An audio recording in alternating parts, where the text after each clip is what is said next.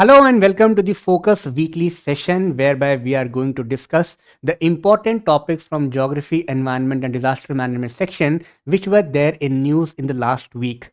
The sources which we have taken up varies from The Hindu, Indian Express, Business Line as well as important environmental magazines, for example Down to Earth. The topics are listed on your screen. For example, we are going to discuss the State of Forest Report 2023, which was recently released. And under this report, we will be discussing all the important key facts related to either increase or reduction of the forest cover, tree cover.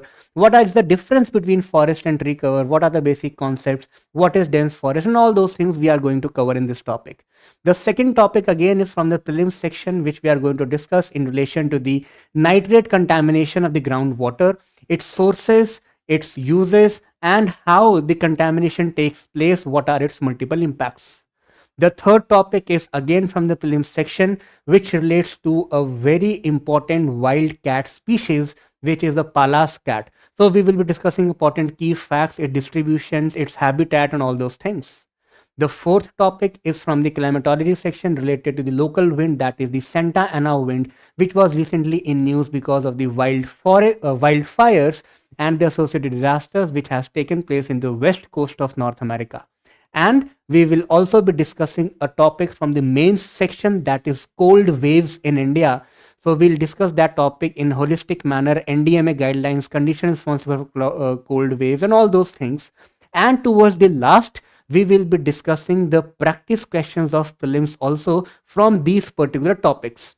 So be with me, be here till the last of the lecture, and we'll test that how much have you gained from this particular session, right? So without wasting much time, let us begin with our first topic. The topic is in relation to the State of Forest Report 2023. Now from the prelims section, this particular topic finds its relevance under the environment section, and we know that State of Forest Report is very much important when it comes to prelim examination because the key facts are very important, right? Also, this topic becomes important from the mains perspective. Why? Because you can quote some of the data, some of the findings and conclusions of this particular report in multiple questions. For example, forest resources, biotic resources, what the government has been doing in this regard, what is the performance of the government in relation to the national determined contributions, for example in the context of generation of additional carbon sink. Okay, do you remember these targets? So that is why this topic is important from prelims as well as the mains section. Okay, so we'll start with the key important findings of the State of Forest Report. So first of all, when we talk about the overall forest report, it is a biennial report. That is, it is released every 2 years. The findings in this report is every 2 years. So the report before this was obviously the 2021 State of Forest Report. Now we are having State of Forest Report 2023. That doesn't matter that it was not released in 23. Okay, so the release year is different, but the findings are for the span of 2 years. It is released by Forest Survey of India under Ministry of Environment, Forest and Climate Change, and the first report was released in 1987. Okay, so 1987 the first report was released. In this forest report, or in newspapers also, if you are going through the articles and editorials related to this particular thing, you must have seen a lot of confusing terms like what is forest, what is forest cover, what is tree cover, okay, what is a dense forest, what is open forest, what is canopy. Okay, so until and unless we do not understand the meanings of these words, we will not make any sense out of the forest report, because we will not be knowing that what is tree cover and what is a forest cover. So that is why these terminologies are also important. So when we talk about tree cover, okay, tree cover basically means the tree patches, that is the area in which there are trees and the size of that area is less than 1 hectare, and those trees are located outside the recorded forest area. Okay, recorded forest area. So that means what will be the forest area? The area which is recorded as forest. Where will it be recorded? It will be recorded in government records. Okay, so basically the forest area will be that area which is recorded as forest in government records. That means it is telling you the official land use of that particular area. So that is why when we talk about the forest areas, it denotes the legal status of the land as per the government records. Fine. Forest area is the land use, the legal land use in the government record. Okay, so it might happen that there are trees and government has recognized that particular area as a forest area, only then it will be a forest. It might also happen that there is some area where presently we are not having any trees, okay, but because it is recorded as forest in the government record, so it will also be considered as a forest area. Are you getting it?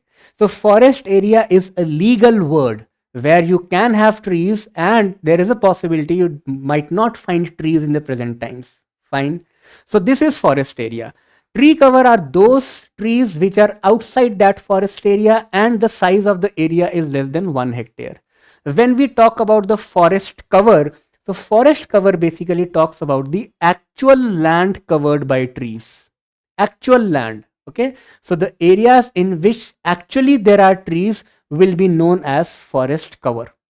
And the last term is the forest carbon stock. So forest carbon stock is what? The amount of carbon dioxide equivalent which is sequestered, which is stored with the trees in the forests. Okay, so this is the carbon sequestration, right? This is clear. Now, in this relation, there are other important terms also. What do we mean by forests? Obviously, because tree cover was for the area which is less than 1 hectare. If we have to talk about forests, so they are the tree patches which is more than 1 hectare and the minimum canopy should be 10%. Now, what do we mean by canopy? Canopy is basically the percentage area which is covered by the crowns of trees. Okay, which is covered by crowns of trees. So if the percentage area covered by the tree crown is 10%, then it will be known as forest. So minimum 10% has to be there. If that canopy is between 10 to 40%, those forests are known as open forests. If the canopy is more than 40%, those are known as dense forest. If the canopy is more than 70%, then they are known as very dense forests. Okay, so open forests are denoted as OF in the report, dense forest as DF, and very dense forest as VDF. So if you come across such acronyms, so this is what they mean, right? So till now we have understood the definition which are related to the key terminologies which are there in this particular report. Now see this particular chart, because this chart will tell you about the forest cover and the tree cover in India. Okay, so there are two important things. One is forest cover and one is tree cover. We have seen the difference between the forest cover and tree cover. When it comes to the forest cover in India, the percentage, that is the total area in which we are having a forest cover vis-a-vis the total geographical area of India, so it is 21.76%. So do you have to remember this exact figure? I will advise that yes, you should remember, because these two figures are the most important figures when it comes to the forests in India, that is forest cover and tree cover. Okay, so in UPSC examinations, there might be data related to this, there might not be, but in state service examinations, they do ask such type of crucial data. Okay, so yes, this data is important, so remember this. When it comes to tree cover, it is 3.41%. So that means forest cover is way more than tree cover in India. If we combine this thing, that is forest and tree cover, it goes to 25.17%. Now this is important. Why this is important? Because it is for the first time in India. It is for the first time in India that the forest and tree cover combined have crossed the 25% mark. Okay, they have crossed the 25% mark. It has happened for the first time. So that is why both these figures are important. 21.76 for forest, 3.41 for tree cover. Fine. Okay. If you see this particular chart, you will see that more than 73% of India's area is a non-forest area. Okay. And this particular section is telling you about the forest area, and then you have the tree cover area, and then you have the scrubs. So scrubs are recognized as different in the forest report. So yeah. Now coming to the important findings of this particular report. First of all, we have seen that forest and tree cover together constitute around 25.17%, which is for the first time that India has crossed the 25% mark, right?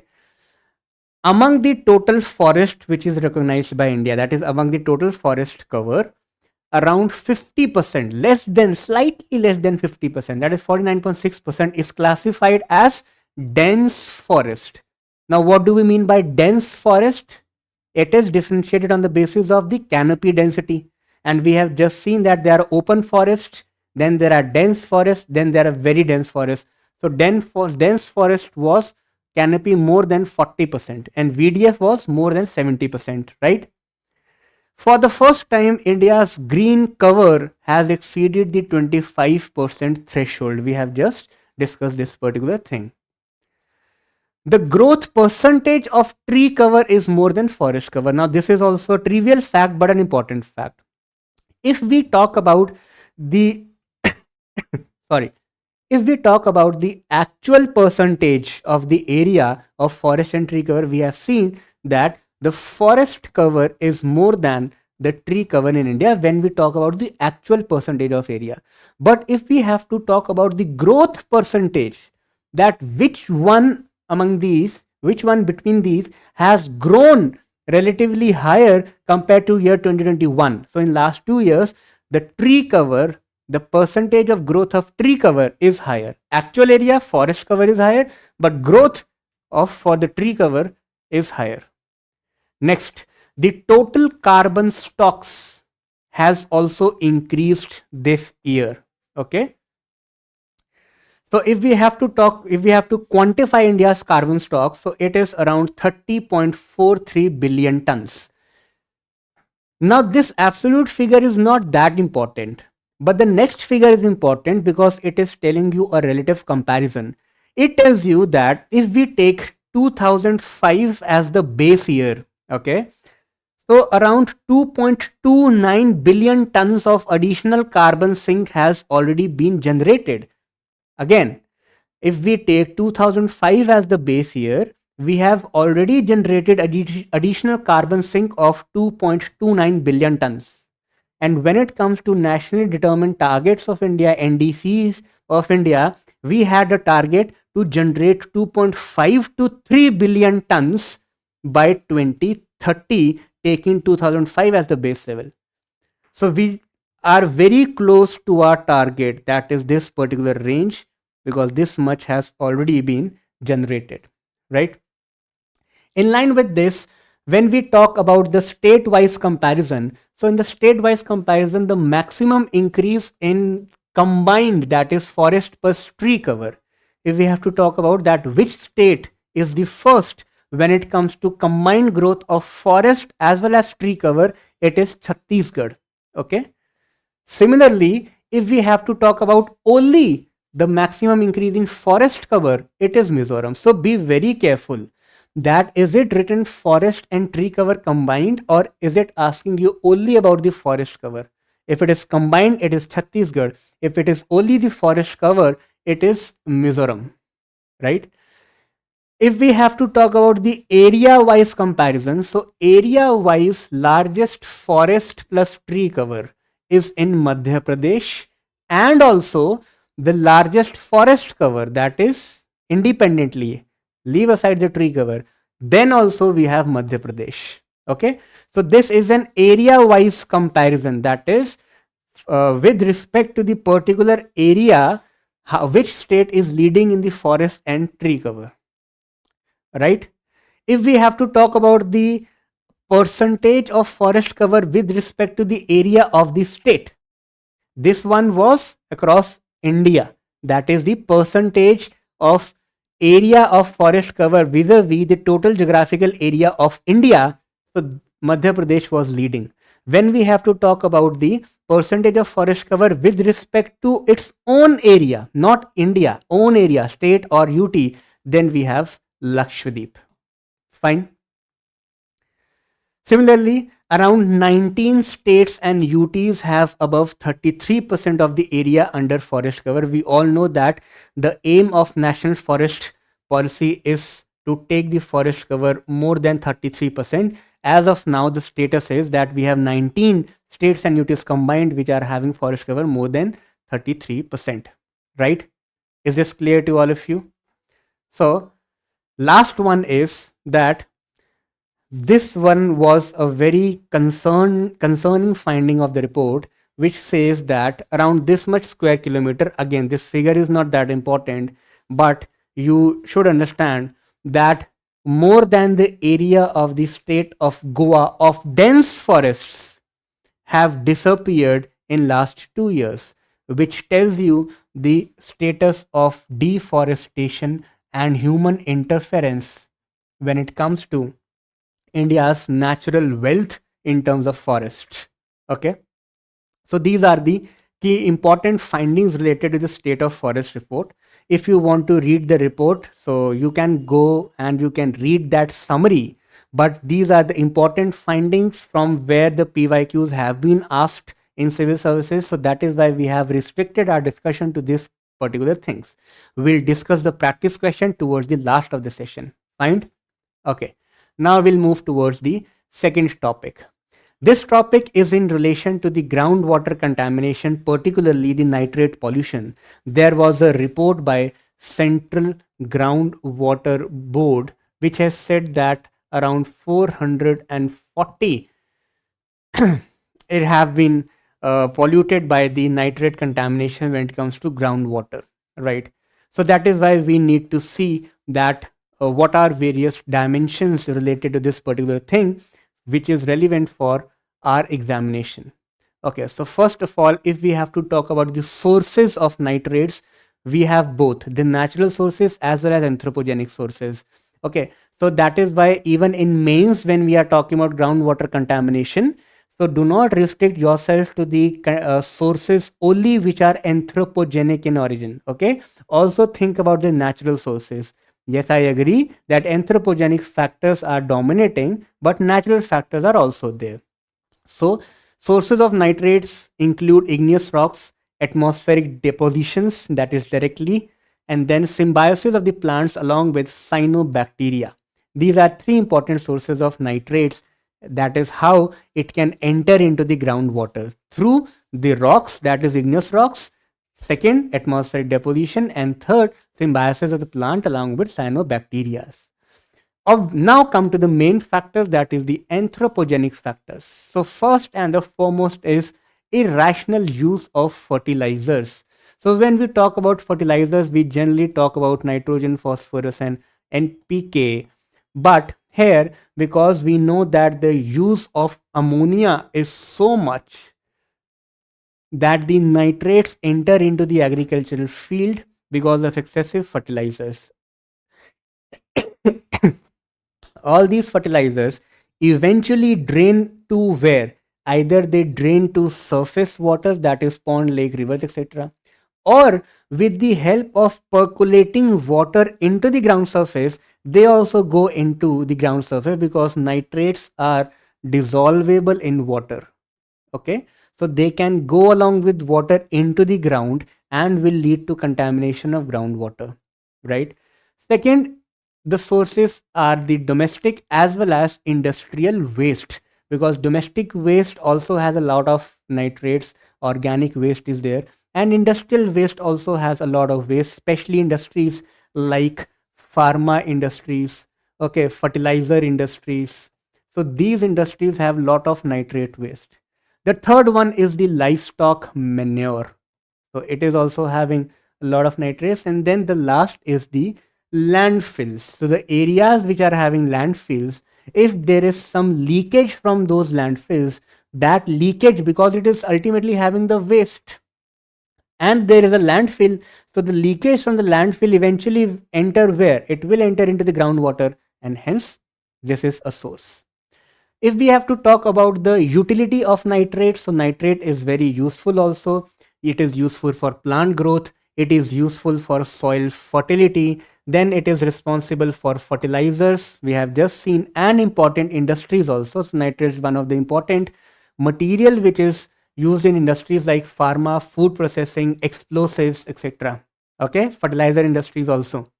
So this is the utility of nitrates. Now come to the main environmental topic, that is the contamination of nitrates and its various ill effects. First is the health, and this is the most important one. When we talk about the health, so nitrates is known to create respiratory and reproductive issues in human beings. But the most important impact of nitrate contamination is on infants, which leads to the blue baby syndrome. Okay, so blue baby syndrome is a disease which is associated with the nitrate contamination. Now, what do we mean by this particular disease? Okay, in human body, we know that hemoglobin is responsible for the transfer of oxygen to various parts of the human body, like, so basically it is having a oxygen affinity, it binds with oxygen and it transports it to the other parts of the human body. But there is one type of hemoglobin which is known as methemoglobin, which is, this is a type of hemoglobin, but the issue is that this does not have what? It does not have a very good binding capacity with oxygen. Okay, it cannot bind with oxygen, right? So if it is not binding with oxygen, that means what? It will not be able to transport oxygen. True. So, when there is a nitrate contamination and if it is entering to the infant's body, what happens is that the methemoglobin increase, their production increase, specific type of hemoglobin increase, and basically it will not be able to carry the oxygen, and therefore the RBCs, that is red blood cells, the RBC's capacity to transport oxygen to the human tissues will reduce. When the oxygen will not reach to the human tissues, that leads to development of bluish color. Okay, because no oxygen was being transported. So because the development of bluish color, we call it as a blue baby syndrome. Okay, if you look at this particular picture also, so here if you can see blue patches on the body of this child, this is a blue baby syndrome. Okay, so blue patches develop. And in this very relation, another important uh, detrimental effect of this nitrate contamination is eutrophication. Now, when we have to talk about eutrophication, eutrophication is what? So, two things. One is nitrogen combined with phosphorus. Okay, when excess of nitrogen and phosphorus reach water bodies, for example, shallow water bodies like lakes, ponds, some shallow river areas also. So basically what happens is excess of nitrogen and phosphorus will promote the growth of algae. Okay, so algae production increases. If algae is increasing, that means the decay of the algae will also increase. So that means what? The decay will also increase. If the decay is increasing, so there will be a layer which will develop over the surface water, which will not allow the solar insolation to reach to the subsurface layers of the water. So sunlight will not be able to reach to the subsurface waters. One. Second, there will be decreased dissolved oxygen content also, and acidification will start increasing because a lot of decaying is taking place, a lot of carbon dioxide and carbonic acid is being formed. So the oxygen, dissolved oxygen content will also reduce. This eventually will lead to what? This eventually will lead to the mass destruction of the aquatic ecosystem, right? But because nitrogen and phosphorus were minerals and it is increasing in the water body, so that is why eutrophication is defined as excessive nutrient enrichment. Excessive nutrient enrichment of the water bodies is the eutrophication, and this is a various impact. Then obviously we can imagine that if it enters into the food chain, so there can be issues related to biomagnification and bioaccumulation also. So you can write these keywords. Okay, so this is the nitrate contamination in the groundwater sources and its utility. These two things, that is blue baby syndrome and eutrophication, are the most important one in relation to this particular thing. Now let's move forward. The third topic is from the ecology and wildlife. This was in news because some person went to traveling and he identified the Pallas cat, and that is how it entered into textbooks. The story was relatively old, but because it was there in the Hindu newspaper, so we have taken up this particular topic also. And here we shall be discussing about the key facts related to the Pallas cat. So this is a figure which you can see. This is a Pallas cat, but what is so unique about this? So there are key facts related to this. First of all, we know that when it comes to the preparation of the wildlife species, IUCN status is important. And also, if you see the trends of PYQs in last 2 to 3 years, so you must have seen that a lot of questions related to the physiology, the social behavior, and habitat of these species are being asked. Okay, so now the importance on IUCN status is relatively less, but they are going deeper into the species. So that is why we'll discuss all the important facts related to the Pallas cat. As far as the IUCN status is concerned, it is nearly threatened. Okay, so it is not critically endangered, endangered, or vulnerable. It is nearly threatened species, right? Next, physiological characteristics. So when we compare this wild cat with all rest of the species of wild cat, this one is the smallest one. Okay, its face is relatively flatter compared with other wild cats. The eyes are green. You can see in the picture, the eyes are green with a black rim around them. So here you can see a black rim is there around these eyes, right? The cheeks are also having, just see here, the cheeks are also having some black strips. Further, you can see the presence of dense fur also on the cat's body. So it has long, dense, and white fur, which also changes its color during seasons. With season, during summer, it changes to light brown. So there is a change of color also, which makes this species very unique and very special. Okay. If we have to talk about the distribution of Pallas cat, so it is a widely distributed cat. Mainly, they are found in the temperate grassland areas. For example, you can find them in steppes of Central Asia. You can find them in mountain grasslands and steppes in countries like Kazakhstan, Kyrgyzstan, Tajikistan, Russia. You can find them in India also, Nepal, Tibet. So basically, an important fact here is that roughly the habitat of Pallas cat overlaps with the natural habitat of snow leopard. Okay, so that is why it is written that its territory overlaps that of snow leopard. So you will find snow leopard and Pallas cat in the same area. If we have to talk about the prey and predator of this particular thing, that is habitat, so their preys are generally the smaller birds, reptiles, pikas, rodents, etc. And the large raptors like wolves, red foxes are their predators. In fact, domestic dogs also are their predators. Okay, so they are the predators for the Pallas cat.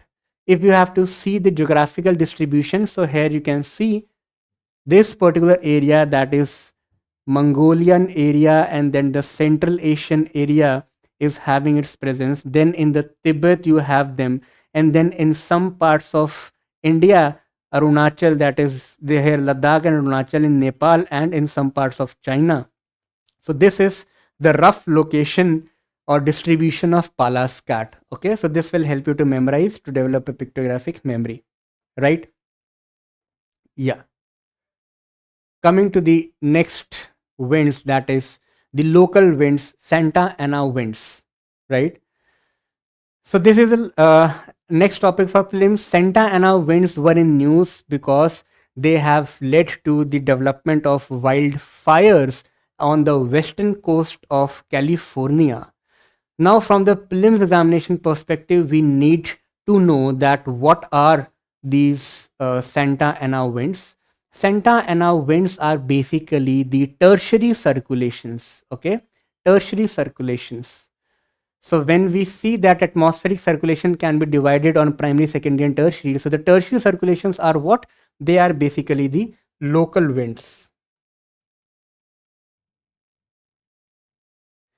They are basically the local winds. Yeah. And they are developed because of the local factors. If we have to talk about this particular wind, so in this particular area, you have the Great Basin, that is the desert area. Okay. So let's say this is a Great Basin desert area, which is characterized by a very high pressure, right? So the winds originate from this particular area and they move towards the southwest direction. Here they are encountered by mountains, so they rise, and when they move towards the opposite side of the mountains, these winds basically, when they go down, so obviously they become one dry and they become very hot also. Why? Because of the adiabatic changes. So when the winds go down, the adiabatic changes lead to the increase in the temperature of the air parcel, and that is why they become very hot as well as they become dry. So because of this excessive hotness and dryness of this particular wind, they increase the temperature of the western coastal areas of the California one. And because of the local physiography of this particular location, there is a funnel effect. These winds have to travel through very narrow inlets. So when the wind travels through a very narrow inlet, there is a funnel effect. The velocity of the wind increases. Okay, the velocity of these winds increase. That is why their intensity increases and their impact increases, and because of excessive hotness, dryness, and very high velocity, they lead to wildfires. And because the California is battling through this particular disaster, wildfires, this was in news. Okay, so these are Santa Ana winds, local winds. This diagram basically talks about this same concept which we have just discussed, that in the Great Basin area you have the desert plateau, you have high pressure area. From this the winds move towards the western part, because Pacific Ocean will be having relatively low pressure because it is a water body, and this is a land body which will having a very low temperature and consequently high pressure. So when the winds will move like this, so this is the impact which these winds lead to in the Californian region. Okay, so now let us move towards the next topic, which is in relation to the cold waves. So those who are living in North India obviously must be feeling the intensity of the cold waves. This topic is in news across all the major newspapers, across all the major magazines. And recently, IMD has also issued a warning related to do's and don'ts during the cold waves. This topic forms an important part of General Studies paper 3, and particularly in the disaster management section, right? Cold waves, and during summers you will experience heat waves also. So today we are going to discuss cold waves. So we will be discussing all the important facts related to the concept formation of cold waves. We'll also discuss that which are the favorable conditions in India which makes it so vulnerable to cold waves. Okay, and then towards the end we will be discussing the NDMA guidelines related to the cold waves too. Okay, so first of all, what do we mean in general by cold waves? Cold waves are basically when the weather, the temperature conditions of a particular area goes very down in a very less period of time. So commonly, in common parlance, this is a definition. Yes, we will also see the definition which is given by IMD also. IMD defines cold waves, for example, that when the temperature drops down below 10 degrees Celsius in plain areas and below 0 degrees Celsius in hill areas in India, we call it cold waves. Further, IMD also gives other criteria based on the departures from the relative, normal, and absolute criteria. We'll discuss all those things later on. But first, we need to understand that when there is a sudden drop of temperature in a very less time, we call that particular thing as cold waves, right? So, what are the conditions responsible which makes India too vulnerable to cold waves is, so here we all know that towards the northern part of India, here we are having the Siberian region, right? Here we are having the Central Asian region. Both these regions are high latitude areas. So during the winters, when the sun has moved toward the southern hemisphere and is shining vertically over Tropic of Capricorn, so then obviously the heat is also moved towards the southern hemisphere, right? So that means what? That these two areas being in the northern hemisphere at higher latitude will be having very low temperature. True? If these areas are having very low temperature, that means these areas will be having very high pressure also, right? Fine. So that is towards, if we have to see the pressure conditions towards the north of India, this is a pressure condition, right?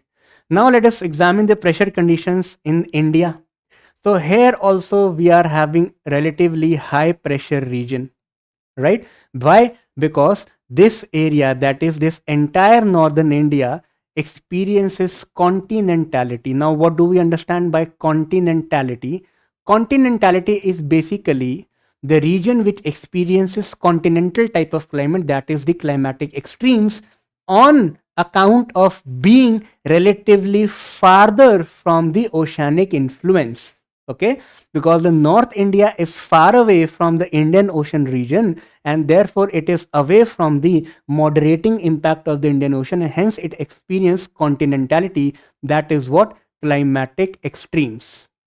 So during summers the temperatures will soar up, during winters the temperatures will go down very fast, right?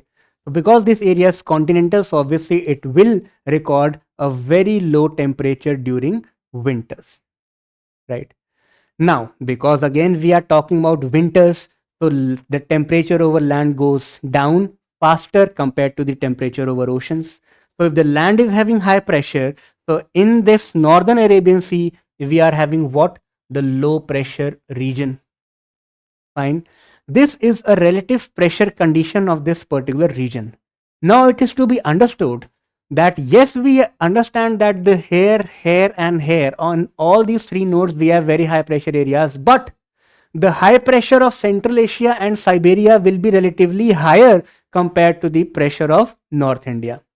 Okay, so let's say if I say that this is HP1 and this is HP2, so HP1 is greater than HP2. This is true. That is why this region will attract the winds from Central Asian region. Okay, and these winds will also try to enter India, but we know because here we are having the presence of Himalayas, which obviously block the Siberian winds, but still the Siberian winds do impact, they do impact the northern climate of India. Okay, so from the eastern section they try to enter, from the western section the winds from Central Asia is trying to enter. So can I say now that this particular area, that is the cold and dry continental air mass, is moving towards India from the northwest section. So that means these are what? Northwesterly winds. And these northwesterly winds, because are very cold and are very dry, so this is responsible for sudden reduction of temperature in the North India. Are you getting it? So one reason was the difference in the pressure on account of uneven distribution of land and water. Second reason was that northwesterly winds from this particular section is trying to enter and trying to sweep away the northern plains of India, reducing the temperature. Then there is a third factor also. The third factor is basically what? It is basically a jet stream over this particular region. Okay, the jet stream over this particular region. Now this is basically a subtropical westerly jet stream. Okay, I'll change the color if it is not visible. So subtropical westerly jet stream. Jet streams are upper atmospheric circumpolar winds. Subtropical westerly jet stream during winters is moving like this. This jet stream is taking up the moisture from Mediterranean Sea. Okay, this jet stream is taking up the moisture from the Mediterranean Sea, and while moving towards India, it is also sucking up the moisture from the Caspian Sea. And all that moisture which is sucked by this subtropical westerly jet stream, when it is obstructed by Tibet and Himalayas, we all know the basic conceptual part. It gets divided into two branches. The southern branch enters into India. When this jet stream enters into the northern and northwestern portion of India, it is bringing with it the moisture taken from Mediterranean and Caspian Sea, which it sheds in the north and northwestern parts of India. So because of the shedding of moisture, the temperature also goes down. This is another reason for this. The fourth reason is the placement of jet stream.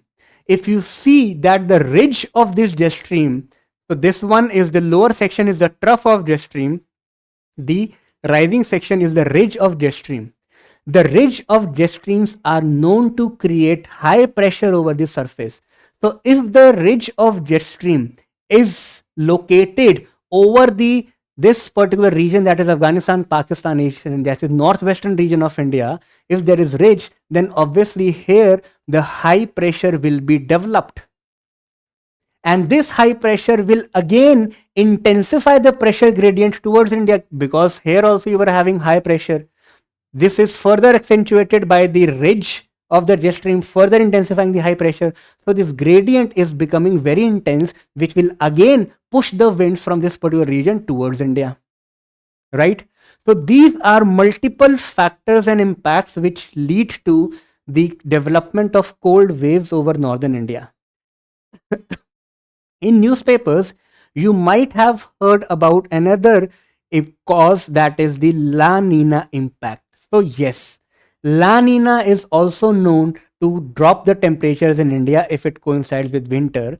But unfortunately, as of present cold waves are concerned, in September, IMD came up with a prediction that India will experience very cold winters because of the La Nina conditions which are developing in Pacific Ocean. However, given the present time, till now, the La Nina have not fully developed over Pacific Ocean. So that is why in present day, in the present context, the cold waves are not directly with the present time La Nina, because it has not been fully developed till now. It was expected to develop by November and December, but it has not. Okay, so that is why we have not taken up this particular factor in today's discussion. Fine. Now we have understood the concept of the cold waves, that what makes India so much vulnerable. This basically is the definition which is given by IMD to define cold waves. For example, we have discussed that when the temperature goes down below 10 degrees Celsius in plains and below 0 degrees Celsius in hilly areas, we call it a cold waves. Based on departure, we can say the cold waves are defined that when the temperature drops down by 4.5 degrees Celsius to 6.4 degrees Celsius below the normal. Okay, so if let's say if the normal temperature of any particular area was 10 degrees Celsius, so from that, if the temperature has gone down by this range, it will be a cold wave. If the temperature has further gone down breaching this 6.4 degrees Celsius limit also, then we call it a severe cold wave. So this is based on departure. Another criteria by MD is based on actual minimum temperature. So for cold waves, when minimum temperature is less than 4 degrees Celsius, severe cold waves when the minimum, that is the actual minimum temperature, is less than 2 degrees Celsius. When these conditions are met in the meteorological subdivision for 3 consecutive days, then we call that as a cold wave. Okay, fine. So this is the definition given by what? IMD to define cold waves. Now moving towards the last section of cold waves. This is a flowchart. We have discussed the factors, we have discussed the indicators. If we have to talk about the impacts, obviously cold waves are detrimental to human health. There will be respiratory diseases. If cold waves is there, atmospheric stability can be there, and there can be the formation of fog. If there is fog, so it can also lead to formation of smog, which can lead to respiratory diseases, lung illness, etc. Livelihood is also impacted because the employment opportunities are directly impacted by this. Agriculture is very vulnerable to frost and ice, so a lot of crops are destroyed. For example, this cold waves have destroyed a lot of crops in Odisha. Just imagine the impact of cold waves in entire India. So state as far as east, close to Bay of Bengal, despite being impacted by cold waves, and that is why Odisha state government has taken up few steps to procure the crops even if they are not meeting the average quality which is required by the government. That even then they are trying to support the farmers and they are procuring the food grains. Then when it comes to tourism, so the impact of cold waves on tourism can be positive also, can be negative also. So you will find snowfall, so tourism can increase, but it should not happen that the snowfall leads to avalanche, so it can be detrimental also. Then also, because during the cold waves there will be freezing of water, so the water supply can also go down. The glaciers will be frozen, there will be no melting, rivers will be frozen, so river volume, river regime, the flow in the river will go down, right? So these are multiple impacts of the cold waves. When it comes to NDMA guidelines, first NDMA says that we need to have hazard, vulnerability and risk analysis of a particular region. Okay, because until unless we are not aware about the risks associated, how can we frame our strategy? Okay, analysis of risk will also help in zonation, that which areas are highly vulnerable to cold waves, what is the intensity. Two different regions might be vulnerable to cold waves, but because the regions are different, so the impact might be different. Second thing is developing the early warning and communication systems. Now, when it comes to cold waves, for example, just we discussed that IMD first predicted that in September that there will be development of La Nina, but La Nina did not develop. So the thing is that we need to continuously invest in research and development. We need to understand the tropical meteorology so that we can have accurate early warning, and so that we can send the signals, send the communication, disseminate the information to the relevant stakeholders. When it comes to dealing with cold waves, so NDMA says that for the general public, there should be do's and don'ts. For example, when it comes to do's, NDMA says that the people living in northern India should consume relatively lukewarm or warm water while drinking. People should stay indoors. There should be holidays in schools. So these are some of the do's when it comes to the cold wave, that is at the individual level.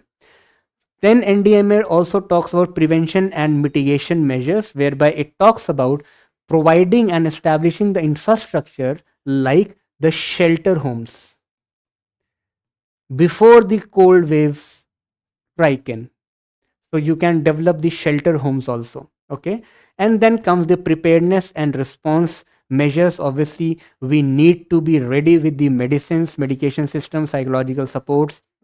And let's say if some area is also experiencing some other cascading impact of disasters, for example, on livestock, on agriculture, on snowfall, on avalanches, so there also we need to deploy the National Disaster Response Forces, SDRS, etc. So all those things comes under the preparedness and response measures, right? So these were the things which I wanted to discuss in relation to cold waves. Now moving towards the last leg, That is the practice question on the topics which we have discussed in today's session, right? So when we see the first question, it is consider the following statements about Santa Ana winds. Statement 1 says that they are dry, warm winds that originate in the Great Basin and blow towards the coastal areas of Southern California. This is correct. We have just discussed this. Second, these winds are known for increasing the risk of wildfires. Yes, correct. Santa Ana winds are caused by high pressure systems over the Pacific Ocean. No, this is incorrect. High pressure systems over the Great Basin and low pressure system over the Pacific Ocean. Only then the winds can move towards Pacific, right? So that is why third is incorrect. That and A option will be the right answer. Read the second question. Which of the following is a key factor contributing to the occurrence of cold waves in India? Statement 1 says the ridge formation in the jet streams over Northwest Asia. Yes, true, because it will intensify high pressure. Extensive snow cover over the Himalayas. This is also true because it will lower down the temperature. Warm tropical winds originating in the Bay of Bengal. No, we are talking about cold waves. So it has nothing to do with the warm tropical winds which originate over Bay of Bengal. It will be in relation to the monsoon. So here also third is incorrect, and this A1 and 2 will be the correct answer. Think about the third question in relation to the Pallas cat. 1. It is found in the grasslands and the mountainous regions of Central Asian steppes. True. Second, it is classified as endangered. No, it is not. It was nearly threatened. Some data in some sources you can also find that the data is insufficient, but IUCN classifies it nearly threatened. At least it is not endangered. Okay. Third, Pallas cat is known for its thick fur and ability to survive in cold climate. So second one is incorrect, that it is not endangered. 1 and 3 is the correct answer. Okay. Next, what are the major sources of nitrate pollution in groundwater in India? One says excessive use of nitrogen based fertilizers, leaching from the septic tanks and untreated sewage, natural minerals deposits in the aquifers. All the statements are correct and hence D will be the right answer. All the questions are very simple because we have just read the topics, but these questions might become difficult when you have not adequately revised these topics. Okay. So that was all from my side for today's session. I hope you have enjoyed it. If yes, just let us know. Do like the video and share the videos. All the very best and study hard. Thank you everyone.